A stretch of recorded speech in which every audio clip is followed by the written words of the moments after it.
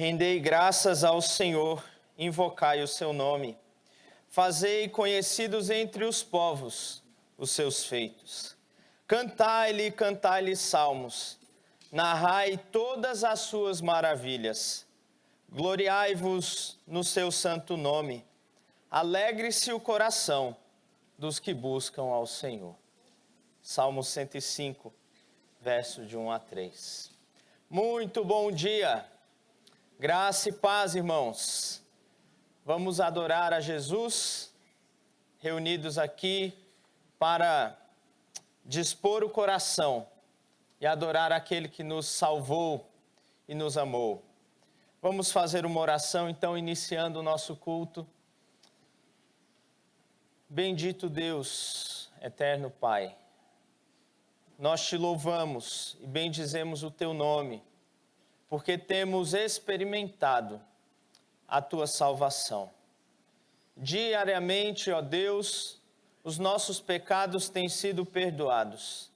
O Senhor tem afastado de nós as nossas iniquidades e tem, ó Deus, se esquecido de nossa transgressão. O Senhor olha para nós com graça e misericórdia. Por isso, bendizemos o teu santo nome. Obrigado por Jesus Cristo, o nosso Salvador, que se entregou numa cruz e morreu por nós. Obrigado pelo teu Espírito que habita em nós, nos conduzindo em santidade, guardando a nossa fé até o dia final. Obrigado pela tua igreja, ó Deus, que juntos podemos nos reunir, adorar o Senhor, nos alegrarmos na comunhão. Obrigado por tua palavra, que sempre nos dá direção.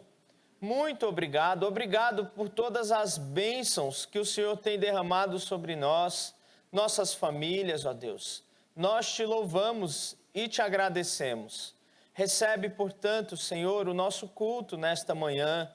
Aceita os nossos louvores, ouça as nossas petições, fortalece-nos e visita-nos, ó Deus, neste dia. É a nossa oração no nome de Jesus. Amém. Amém.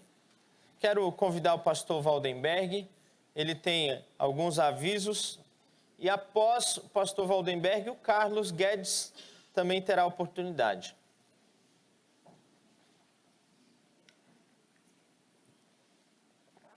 Paz e graça, irmãos. Deus abençoe o nosso ajuntamento. Oi.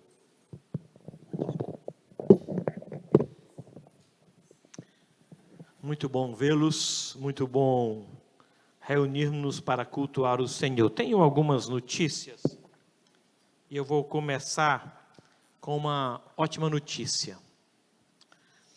No início desta semana, nós fomos à Santa Casa de Misericórdia e eles aprovaram a cirurgia da Beth, sem nenhuma emenda, sem nenhuma exigência, sem nenhuma ressalva.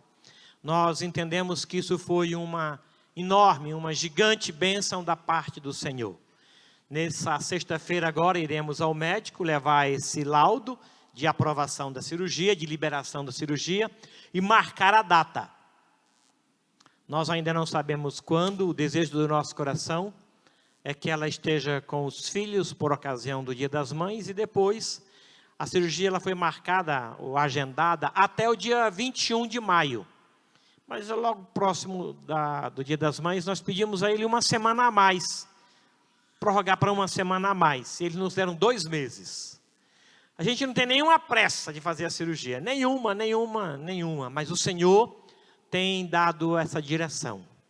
E eu creio que Ele fará uma grande obra e agradeço as orações, o amor e o cuidado dos irmãos nesse tempo de oração por nós. Muito, muito obrigado. Fomos informados hoje pela manhã que ontem, no final da tarde, a dona Odila sofreu um pequeno acidente em casa e veio a quebrar a cabeça do fêmur. E ela está no Policlin, se Deus quiser eu estarei com ela hoje ainda, para fazer uma cirurgia durante a semana. Ore por ela, a sua idade, as complexidades, as lutas que tem passado. precisa da nossa oração, do nosso apoio. Tive com a Ângela ontem. Ela está muito bem, ela e o Adriano. A recuperação é assombrosa. Tem admirado os médicos. E eu quero agradecer a Deus, ela já está sentando, se movimenta os membros superiores. Graças a Deus por isso. Então, recebo um abraço da Ângela e também do seu esposo. Quero convidá-los a que abram as vossas Bíblias em Atos, capítulo de número 8.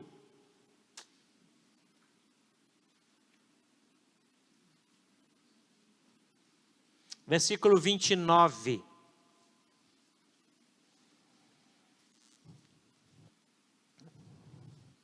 A comunhão dos remidos, ela é doce, ela é agradável. E nós somos uma família. Às vezes, conduzimos a carruagem como se fosse um deserto. Areia quente embaixo, sol quente em cima e grandes dificuldades. Mas o Senhor bondoso tem nos conduzido pelo seu Espírito e tem nos abençoado. Tem trazido para o nosso meio gente segundo o seu coração. O versículo número 29 diz assim: então o Espírito disse a Filipe: aproxima-te deste carro e acompanha-o. Eu queria chamar a Laira aqui à frente. Depois de muitas lutas, o Senhor a conduziu para caminhar conosco. E o solo é arenoso, ela sabe disso. E o sol é quente, e ela sabe disso. Mas o Espírito a orientou a caminhar conosco. E nós estamos falando para ela: sobe no carro e vamos caminhar juntos. E ela aceitou, o conselho esteve com ela uns dias atrás e aprovou a sua membresia. Eu queria chamar o Carlos Guedes como vice-presidente, para que ore ao Senhor e agradeça a vida dela nessa nossa caminhada. E em seguida a palavra está com ele já.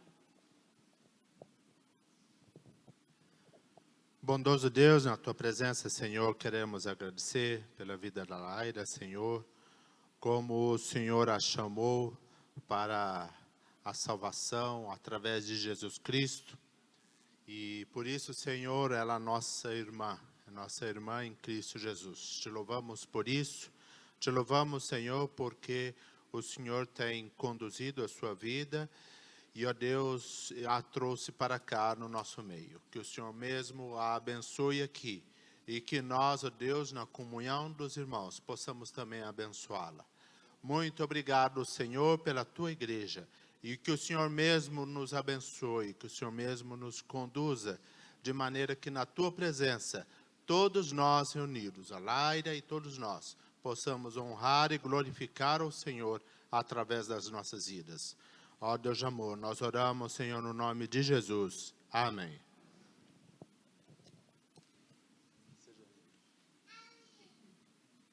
Bom dia, irmãos.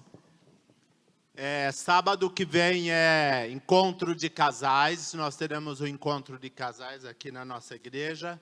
E nós convidamos os casais da igreja para participar. Nós vamos fazer um encontro diferente desta vez. Nós vamos fazer uma entrevista. Convidamos 2 casais e nós vamos fazer uma entrevista com eles. Como que é o bastidor do casamento? Como que eles lidam com alguns assuntos? O que eles têm para ensinar para nós? Será o pastor John Barnett e Dona Ana, e o pastor Daniel e Sônia Garelha, né? Então, queremos convidá-los para vir sábado que vem, 19 horas. Né? Agora, convide outros casais. Convide outros casais para estar aqui. Nós queremos utilizar o ministério de casais para trazer outros casais para o Senhor Jesus. Utilize as redes sociais. Nós temos lá na página da Igreja Cristã Evangélica, nós temos esse convite aí. Pegue esse convite lá na nossa página e né, distribua. Coloca lá no seu story e convide outras pessoas para estar aqui no sábado que vem, às 19 horas. E inscrições antecipadas darão direito a participar de um sorteio de um jantar do Dia dos Namorados, que será no dia 11 de junho. Dia 11 de junho nós vamos fazer uma programação do Dia dos Namorados. E quem fizer inscrição antecipada no link que está junto deste post no Instagram, ou também quando nós distribuímos pelos grupos da igreja, né, você tem lá um link para fazer a inscrição antecipada. E assim, se você fizer a inscrição antecipada, terá o direito de participar de um sorteio para o jantar do Dia dos Namorados. Tá bem? Participe e ore para que Deus nos abençoe. Amém? Convido os irmãos a abrirem suas Bíblias, a carta de Paulo aos Romanos, capítulo 8. Nós vamos ler 3 versículos. Romanos 8, 28, 29 e 30. Vamos ficar em pé para a leitura da palavra de Deus. E após a leitura, nós teremos o período de cânticos e louvores ao nosso Deus. Romanos 8, 28, 29 e 30. Eu vou ler os versos pares e convido os irmãos a lerem o verso 29. Sabemos que todas as coisas cooperam para o bem daqueles que amam a Deus, daqueles que são chamados segundo o seu propósito.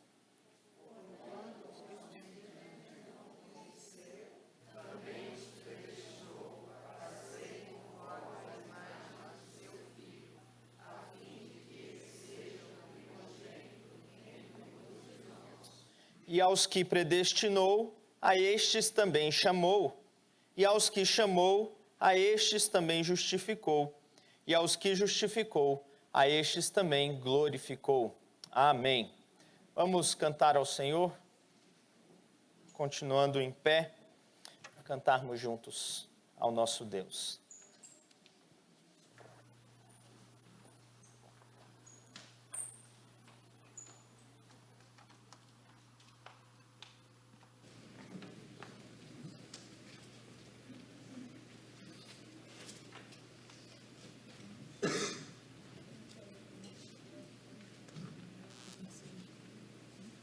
Bom dia, irmãos.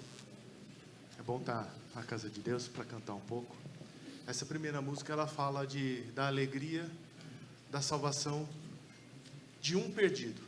É muito melhor salvar um perdido do que 100 justos, né? 99 justos é o que fala. Eu queria que a gente cantasse sobre isso agora, né? O júbilo dos anjos pela salvação.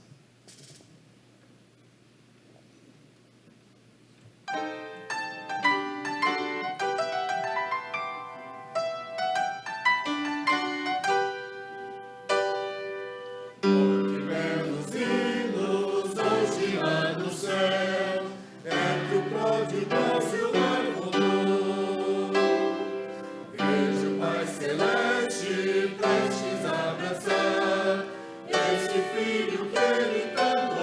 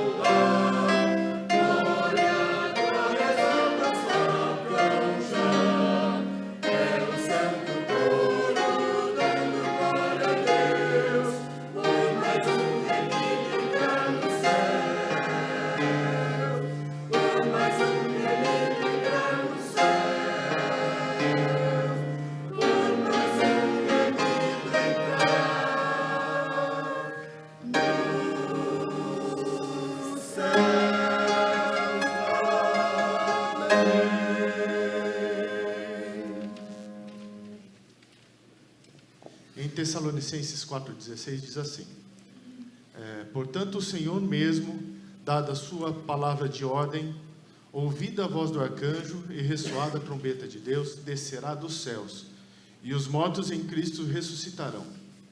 Depois nós, os vivos, os que ficamos, seremos arrebatados juntamente com eles, entre as nuvens, para o encontro com o Senhor nos ares, e assim estaremos para sempre com o Senhor. A gente vai cantar agora sobre o lar que o Senhor preparou para a gente. Nós vamos estar junto com Ele em breve. Depois nós vamos encontrar os nossos queridos. Então a gente vai cantar agora um pouco sobre esse lar que Deus preparou para a gente.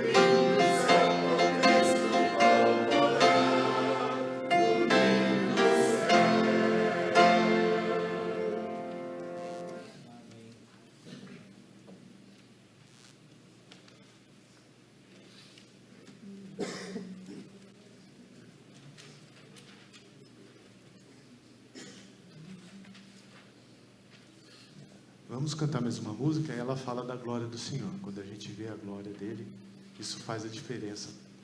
Isso muda o nosso viver, a gente fica mais alegre, a gente fica mais contente.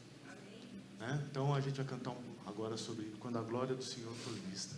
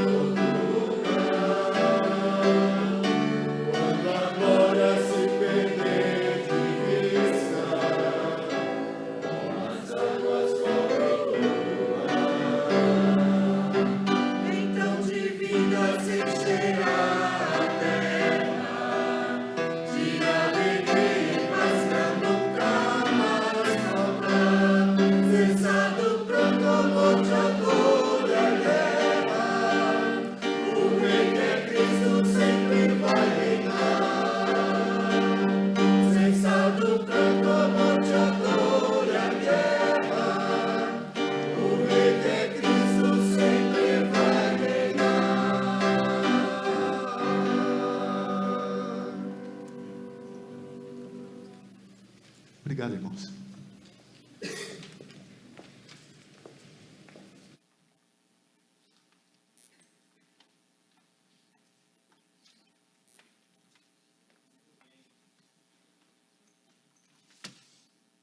Abra a sua Bíblia, por gentileza, o profeta Jeremias, capítulo 29. Jeremias 29.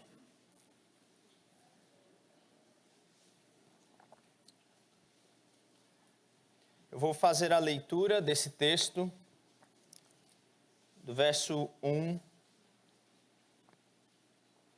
até o verso 14.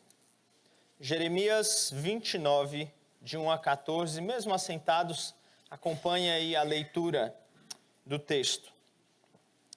São estas as palavras da carta que Jeremias, o profeta, enviou de Jerusalém ao resto dos anciãos do cativeiro, como também aos sacerdotes, aos profetas e a todo o povo que Nabucodonosor havia deportado de Jerusalém para a Babilônia.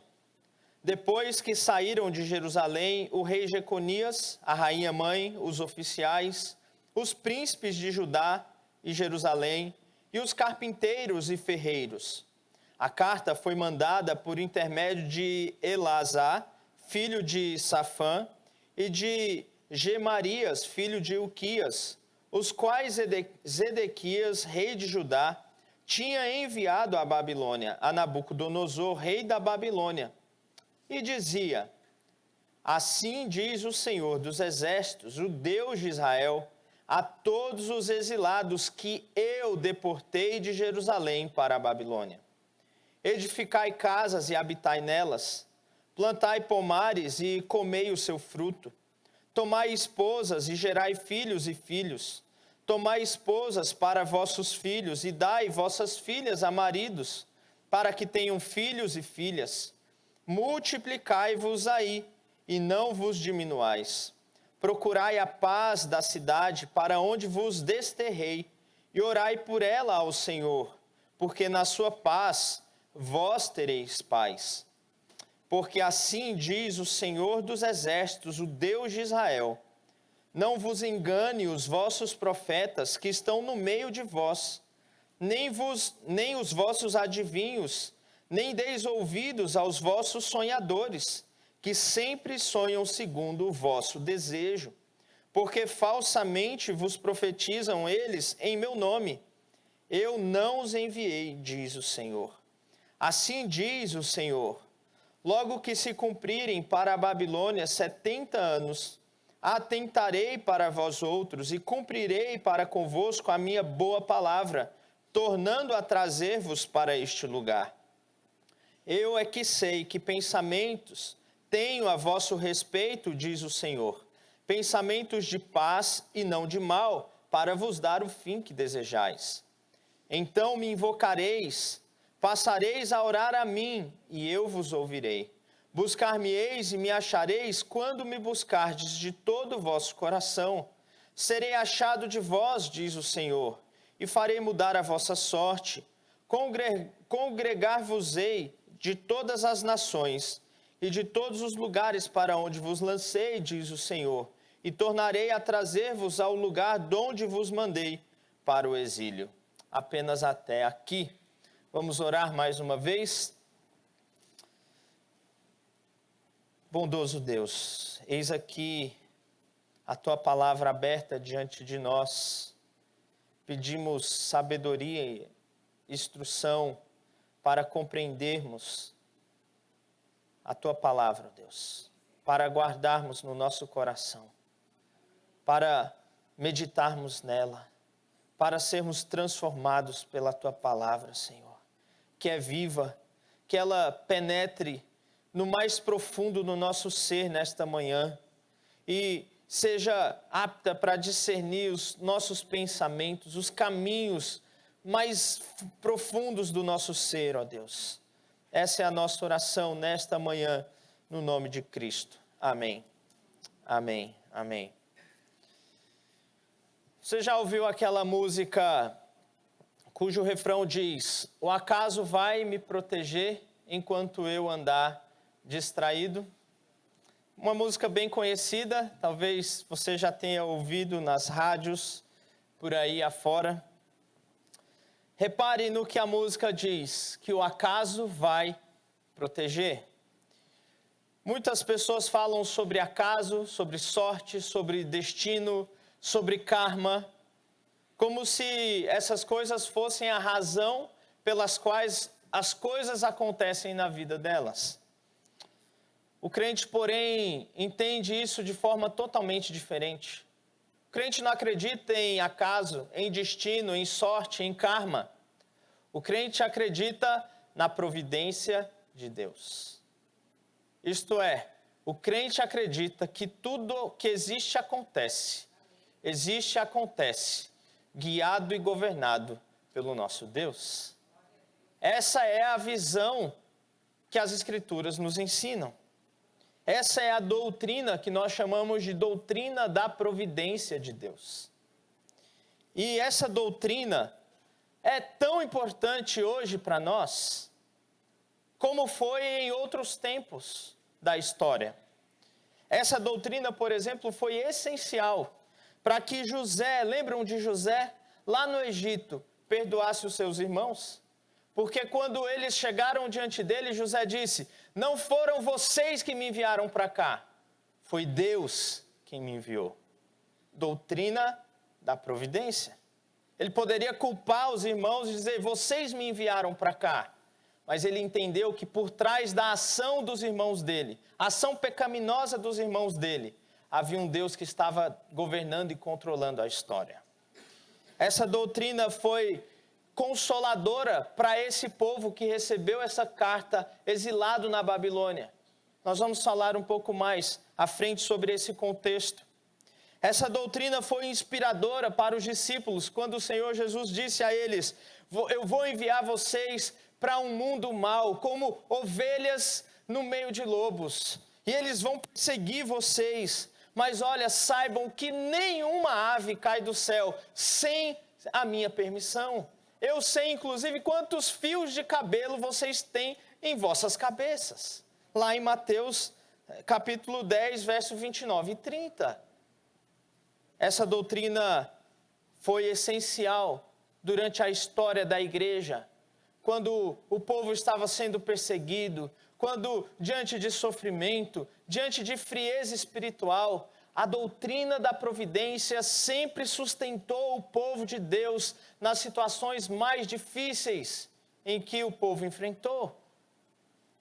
Portanto, eu quero nessa manhã falar sobre essa maravilhosa doutrina da providência de Deus. A partir desse texto de Jeremias capítulo 29.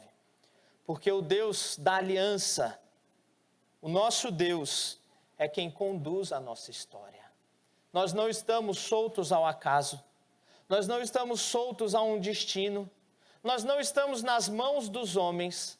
Mas a nossa vida, toda ela, é vivida sob a poderosa e graciosa mão do nosso Deus. Essa é a doutrina da providência. Nós precisamos, então, olhar com atenção para esse texto e ver como essa doutrina nos ajuda a viver a vida cristã. O contexto de Jeremias capítulo 29 é conhecido.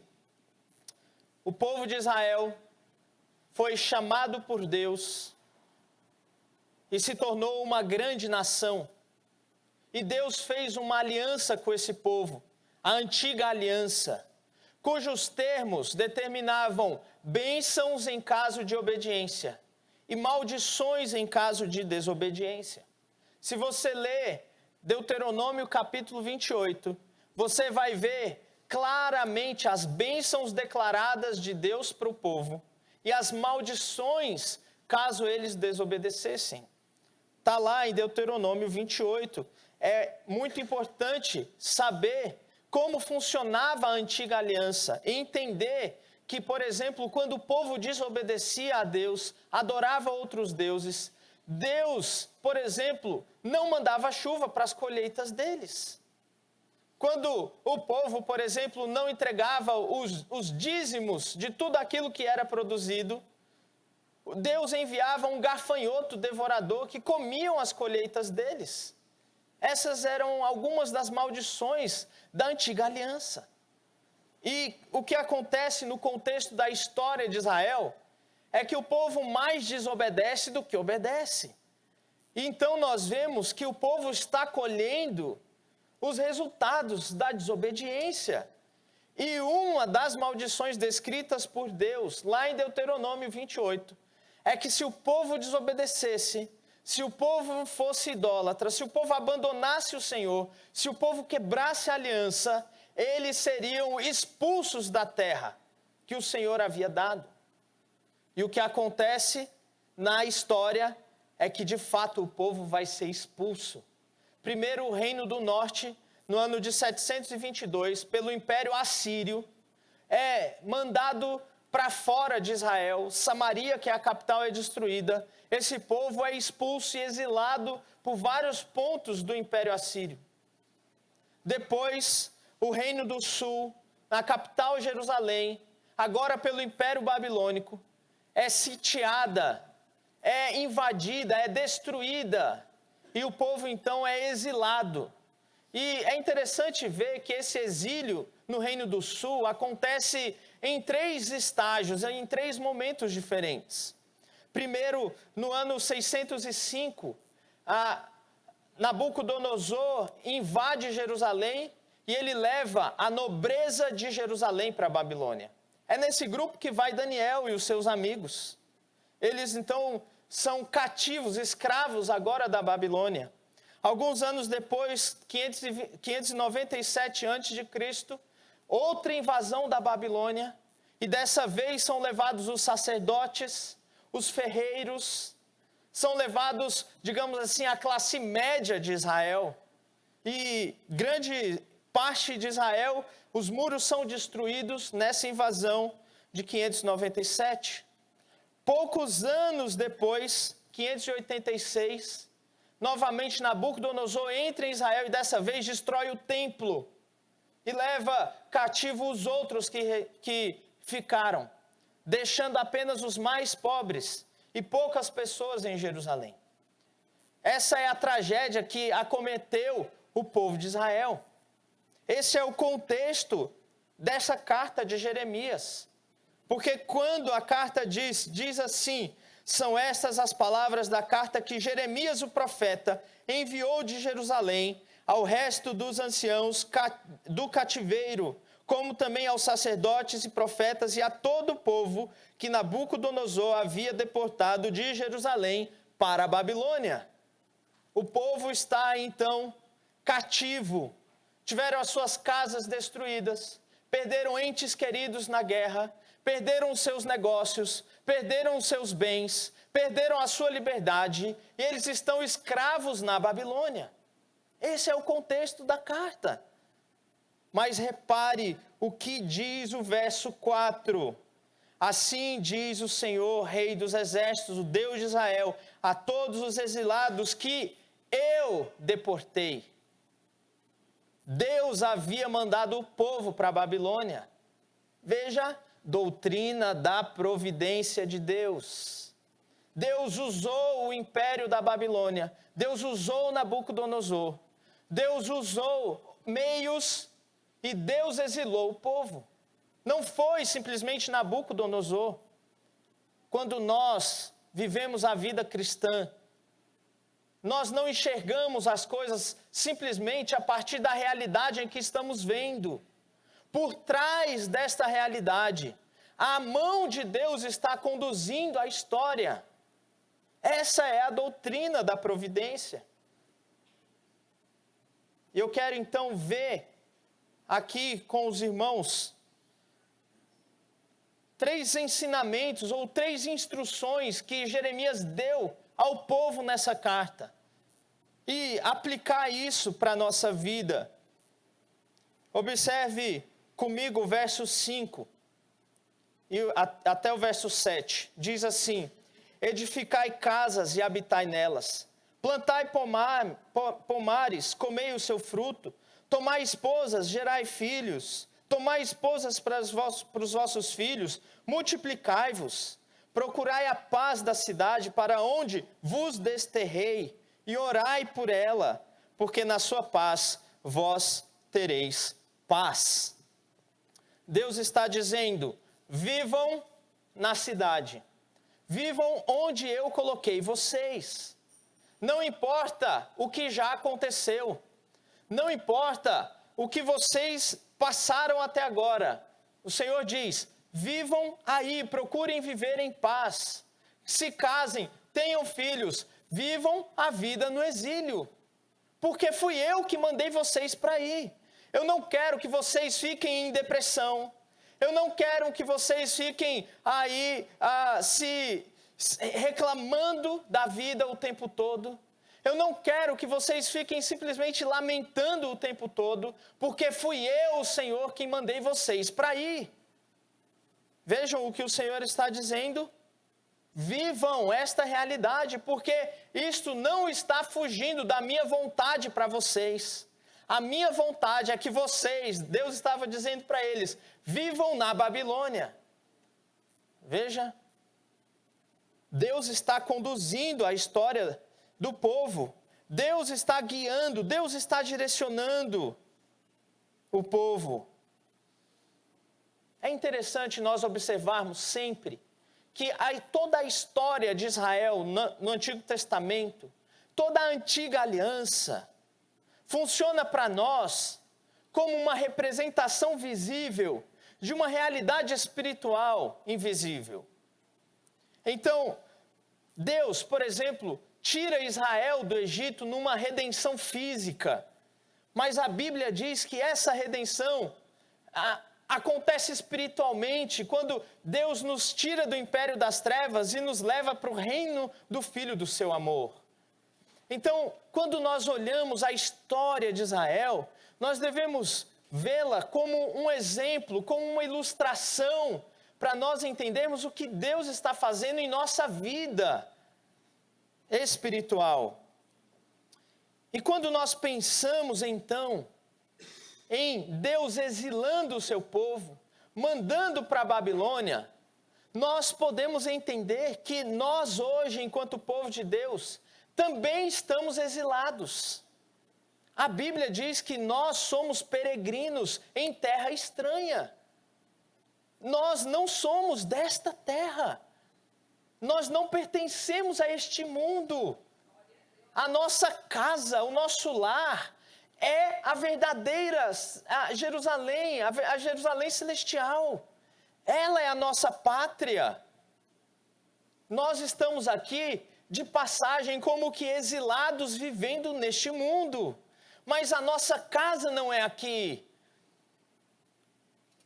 Mas Deus nos conduz para vivermos aqui, durante a nossa vida.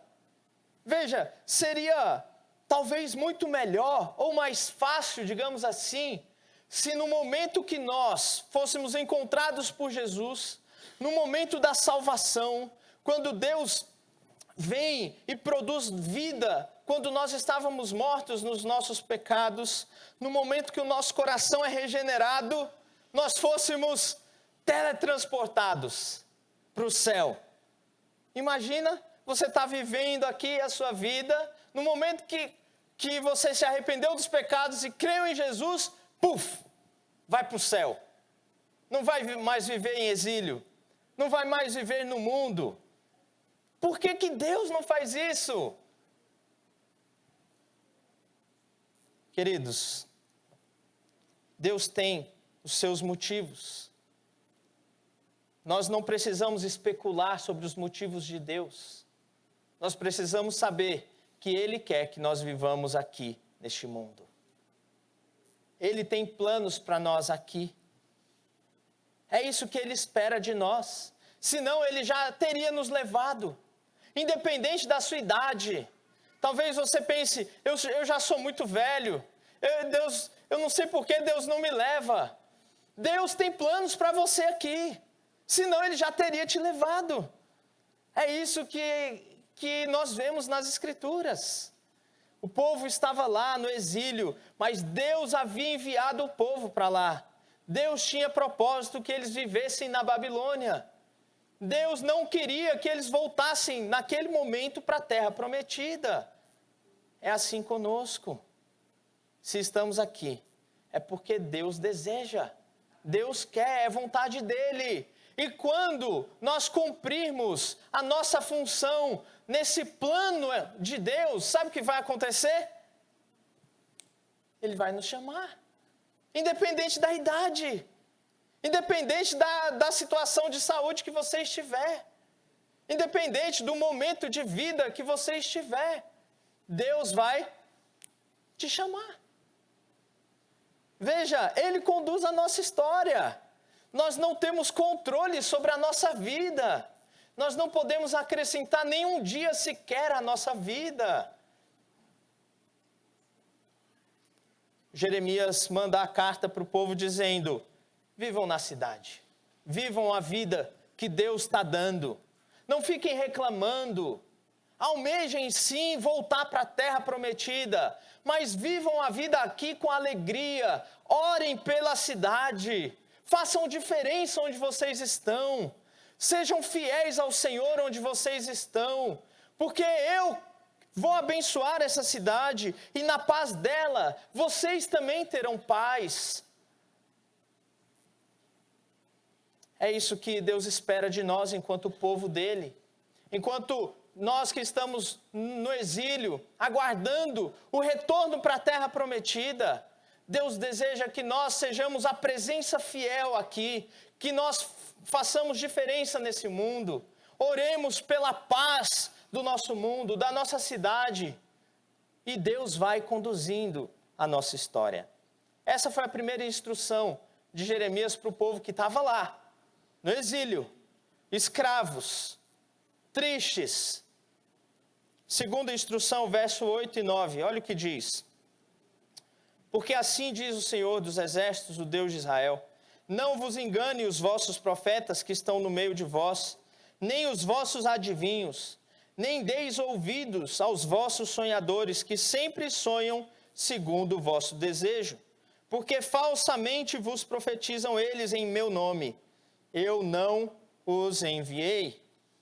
A segunda instrução de Deus para o povo no exílio era: rejeite o triunfalismo. Rejeite o triunfalismo.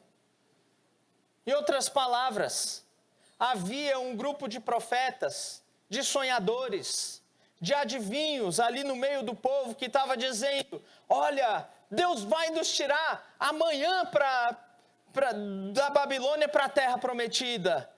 Vai dar tudo certo, nós vamos voltar. E nós vamos comer o melhor dessa terra. E nós não vamos ser cauda, nós vamos ser cabeça. E sabe, essas profetadas, essas profecias dizendo que tudo vai acontecer. E Deus estava dizendo para eles: não deem ouvidos a esses falsos profetas. Eu não enviei esse povo. Sabe por quê? Porque eles falam exatamente o que vocês querem ouvir. E sabe o que o povo queria ouvir? E é o que nós queremos ouvir. Que vai dar tudo certo.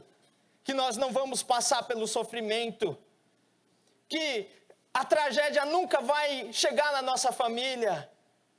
É isso que o povo queria ouvir. Mas Deus disse: não. Eu vos mandei para o exílio. Vocês vão ficar aí 70 anos. Vai ser assim. É momento de exílio, é momento de sofrimento. Embora vocês precisem viver a vida que eu estou dando a vocês. É momento de sofrimento, é momento de exílio. A gente vê, lendo o profeta Jeremias, que esses falsos profetas estavam em Jerusalém. A palavra de Deus veio a Jeremias dizendo: eu vou exilar o povo. E sabe o que os falsos profetas diziam? Não, Deus vai proteger e guardar. E sabe o que aconteceu? Povo exilado. Por quê, queridos? A vida cristã não é só triunfo, não é só vitória, não é crente sofre, crente morre de Covid, crente perde o emprego, filho de crente fica doente, a tragédia chega na nossa família. É assim a vida cristã. O profeta Jeremias estava dizendo: não acreditem nestes que dizem que crente não sofre.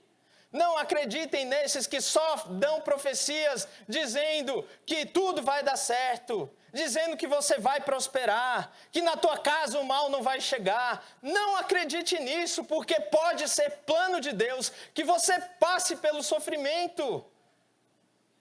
O crente não está guardado dos sofrimentos desta vida. O Senhor Jesus disse: no mundo tereis aflições, mas tende bom ânimo, eu venci o mundo.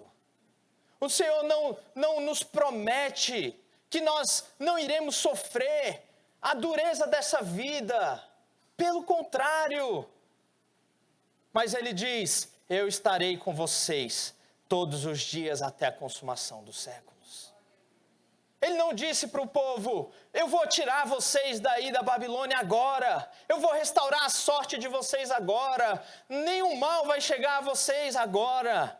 Mas ele disse: eu estarei com vocês, vivam a vida aí, orem por esse povo, eu estarei com vocês.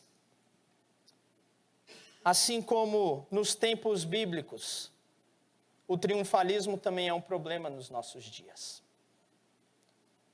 Quantas promessas, quantas pessoas prometendo aquilo que Deus não promete.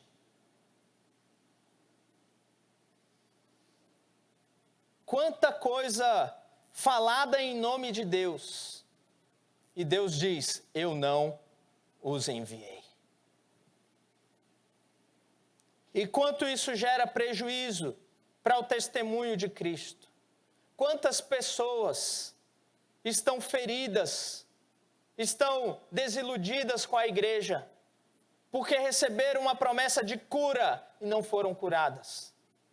Porque receberam uma promessa de prosperidade e os seus negócios faliram. Porque receberam uma promessa, uma profecia, uma declaração de bênção, mas veio o sofrimento. E essas pessoas então deram ofertas, esperando serem abençoadas, e se frustraram. O triunfalismo que existe prejudicando o testemunho de Cristo. Porque Deus não nos promete nada disso, queridos. Deus não nos promete que a nossa saúde vai bem. Deus não nos promete que nós vamos prosperar financeiramente. Deus não nos promete que os nossos filhos vão ser guardados de todo o mal. Deus não nos promete essas coisas. Mas os triunfalistas se levantam para falar essas coisas em nome de Deus. E o que acontece? Essas igrejas lotam de gente, cheios de sonhos e expectativas.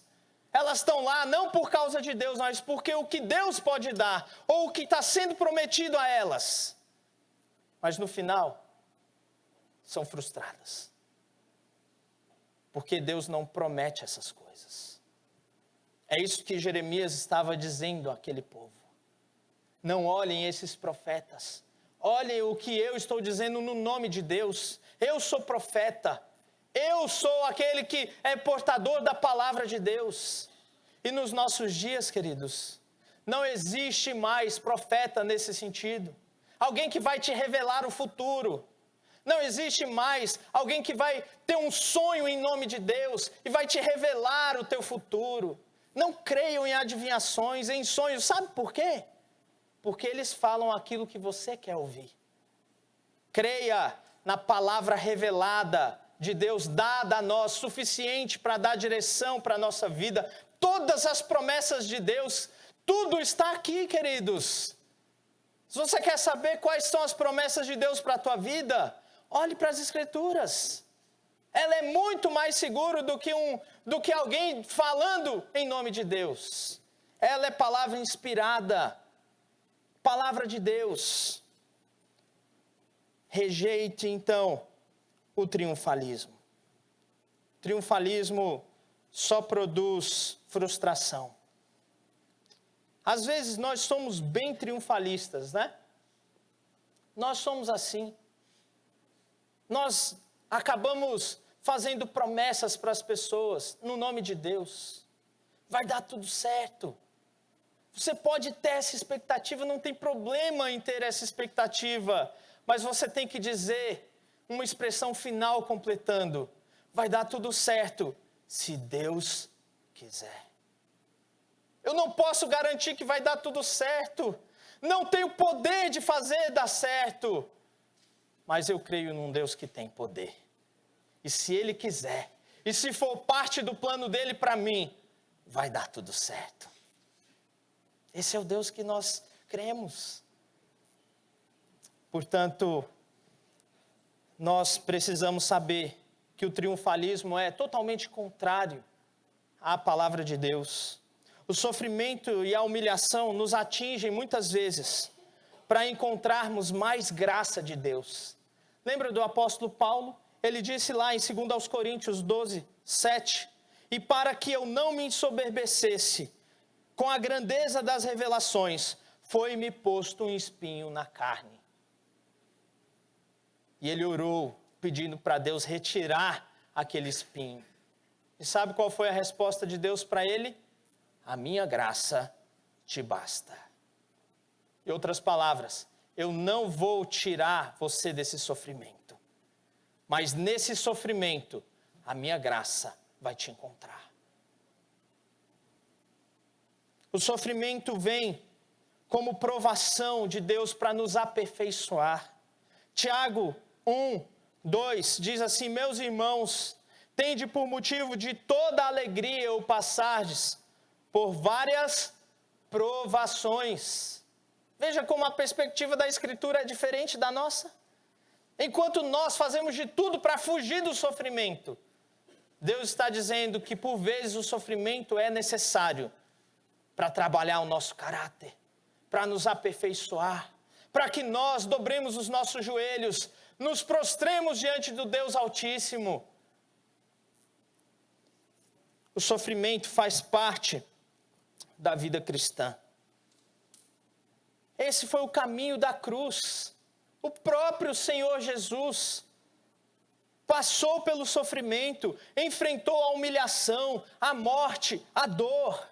Aliás, o profeta Isaías disse em Isaías 53, 2, que o servo sofredor é homem de dores, que sabe o que é padecer. Veja, se o nosso mestre passou pelo sofrimento, não seria esperado que nós também passemos. Mas no nosso contexto triunfalista, nós nos esquecemos que o caminho é apertado, é estreito. Jesus passou por ele e nós, como seus discípulos, passaremos também.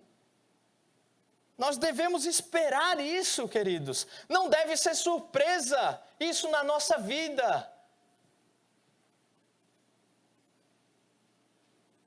O triunfalismo, portanto, é contrário ao caminho do Evangelho.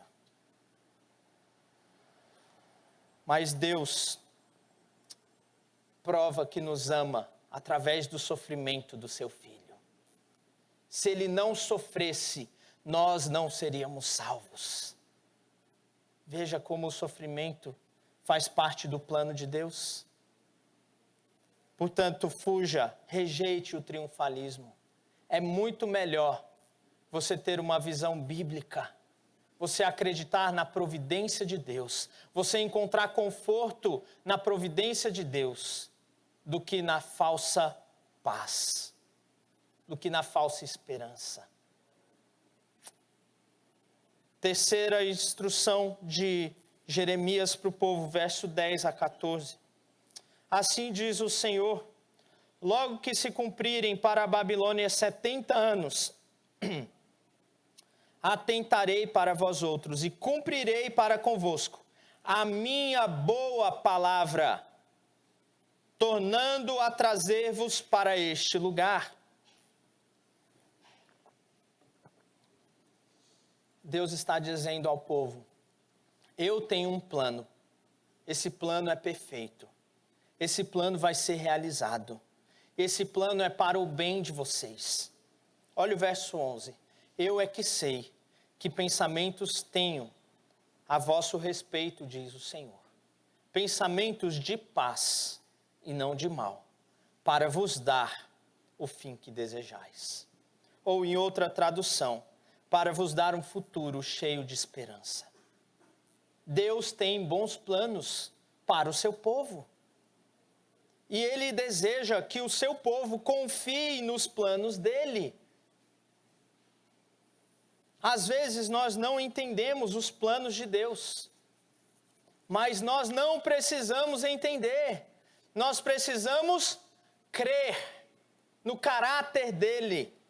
Ele é o nosso Deus, Ele é o nosso Pai, Ele é o nosso pastor. Ele sabe o que é melhor para nós. Ele é todo sábio. A sabedoria dele é infinitamente maior do que a nossa. Os caminhos dele são mais altos do que os nossos. Os pensamentos dele maiores do que os nossos. Eu é que sei que pensamentos tenho a vosso respeito. Ele está dirigindo a história. Ele está dirigindo a nossa vida. Ele é um bom motorista. Imagine, quando você entraria no carro com alguém que não sabe dirigir. Imagine, você vai fazer uma viagem e aí você chega, quem vai dirigir? Ah, essa pessoa aqui, ele tem carteira? Não. Ele já dirigiu? Não. Você entraria nesse carro? Ou se você soubesse que aquele motorista é mau motorista, ele ultrapassa na faixa contínua, ele não respeita a sinalização, você entraria no carro com um motorista assim? Eu não entraria. Eu não entraria. Mas se você entra no carro com alguém assim, sabe o que acontece? Você não consegue dormir. Você fica perturbado, olhando a estrada o tempo todo. Às vezes acontece isso em viagens, né, de ônibus e tal. Você não consegue dormir quando está dirigindo, quando está viajando com alguém que você não conhece. Você fica preocupado, você não tem segurança. Você não confia naquela pessoa. Mas na nossa vida, Deus é quem está dirigindo. Deus é quem está conduzindo. Portanto, sabe o que nós precisamos fazer? A oração do salmista. Quando ele diz, logo me deito e pego no sono. Quando ele descansa no Senhor. Quando ele diz, se o Senhor não guardar a cidade, em vão vigiam as sentinelas. Descansando no Deus que dirige a nossa vida. Porque Ele tem bons planos para nós. É isso que o profeta Jeremias estava dizendo. É como, às vezes, você passar por um caminho difícil. Talvez numa trilha, você sobe altos e baixos, se coloca em situações difíceis, mas no final você tem aquela vista do mar, da cachoeira. E toda essa vista compensou todo o sofrimento que você passou até chegar lá. Deus tem uma promessa para o seu povo. E veja como a história de Israel é uma ilustração para nós do plano verdadeiro de Deus para o seu povo. Porque Deus prometeu para eles, eu vou levar vocês de volta para a terra que eu prometi. E de fato Deus cumpriu essa história, essa promessa. 70 anos depois, parte do povo retorna. Mas essa promessa aponta para uma realidade muito superior, que é a realidade do novo céu e da nova terra, da nova Jerusalém, que Deus vai nos conduzir até chegarmos lá. É para lá que nós iremos. Essa promessa Deus ainda não cumpriu. Deus vai cumprir em nossas vidas a promessa de um novo céu e uma nova terra. Como nós cantamos, céu, lindo céu. Nós iremos experimentar o cumprimento dessa promessa. É esse o plano de Deus, Ele já nos revelou isso. Nós não precisamos ficar preocupados com o que vai acontecer conosco. Nós já sabemos o nosso destino. O nosso destino é a Nova Jerusalém, é a cidade celestial, que vai descer do céu e vai ser uma festa naquele dia. Embora talvez o caminho até chegarmos lá seja difícil. Eu gosto muito daquele livro O Peregrino.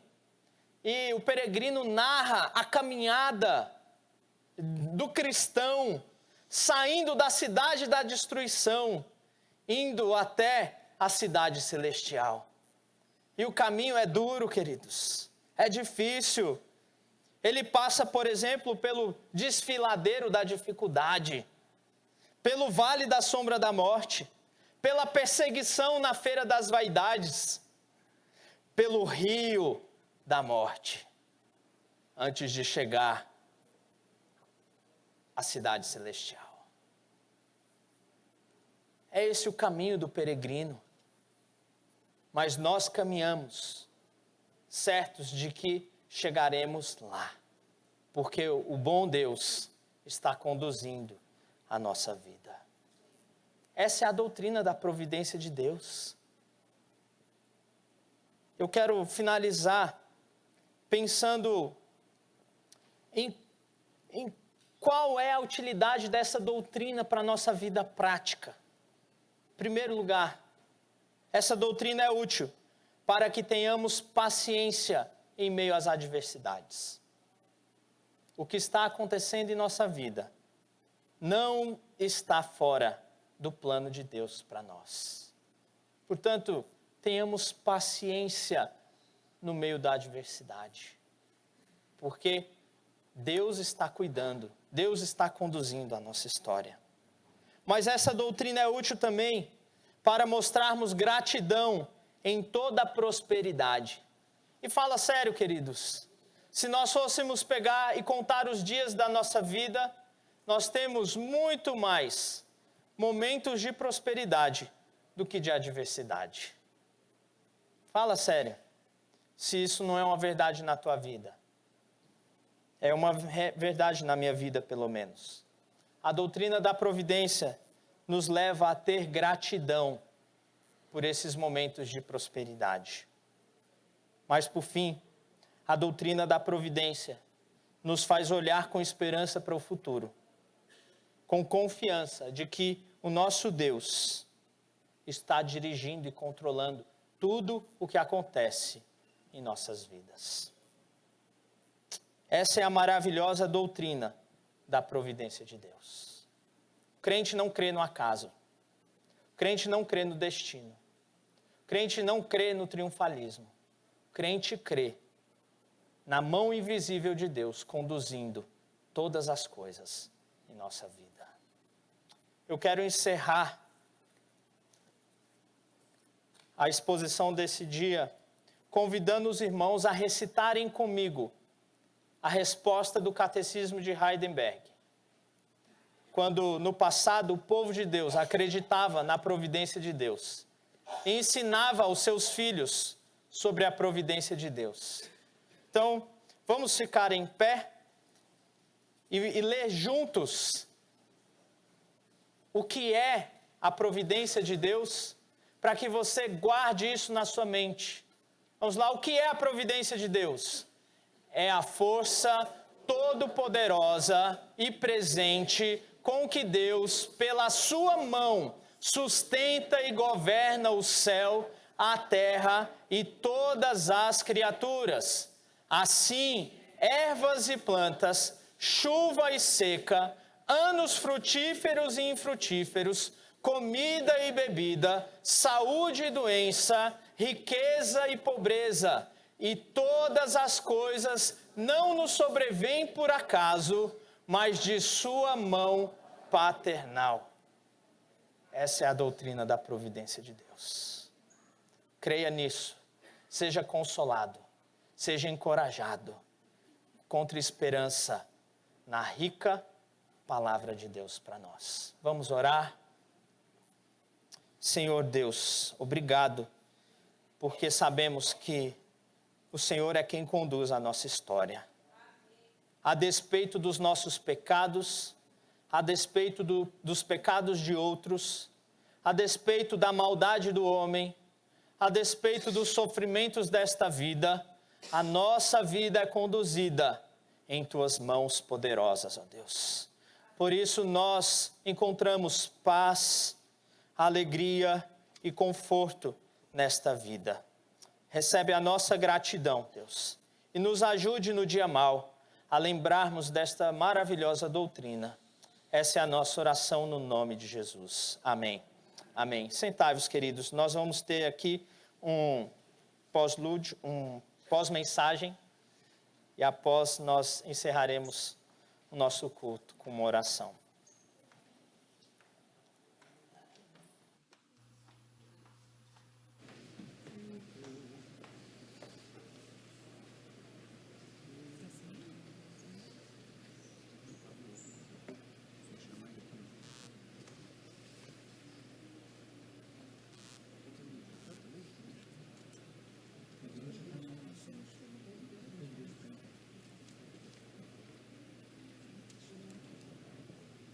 Irmãos, vamos cantar em pé? Esse hino tem tudo a ver com o que o pastor falou. A gente precisa do nosso Senhor, né? A gente vai cantar isso agora.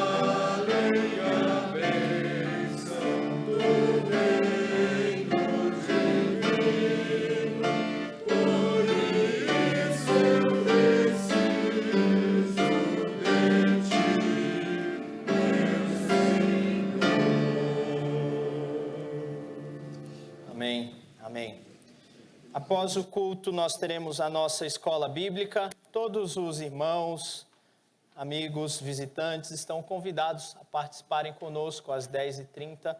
Temos sala para as crianças, adolescentes, jovens e a sala dos adultos aqui no templo. Vamos orar, encerrando o nosso culto. É verdade, ó Deus, que nós precisamos de Ti. Nós precisamos vê-lo em nossa fraqueza, ó Deus. E rogamos que o Senhor se revele graciosamente a nós. Nos ajude a confiarmos no Senhor.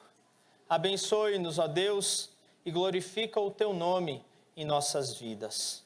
e que a graça do nosso Senhor e Salvador Jesus Cristo, o amor do nosso Deus e Pai e a comunhão do Santo Espírito de Deus seja com todos aqueles que amam o Senhor, hoje e até a volta de Cristo Jesus. Amém, amém, amém. Sentai-vos, queridos.